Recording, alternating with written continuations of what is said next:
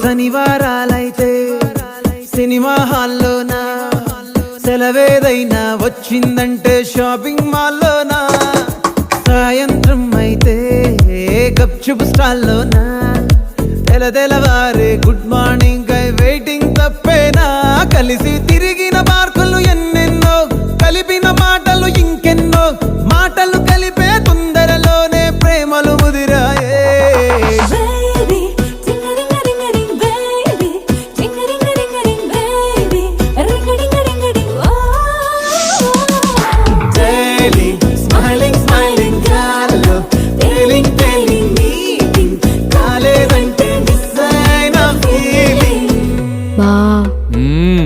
ప్రేమలో పట్టాక అవేవో ఉంటాయి కదా, అలాంటివి ఏమన్నా?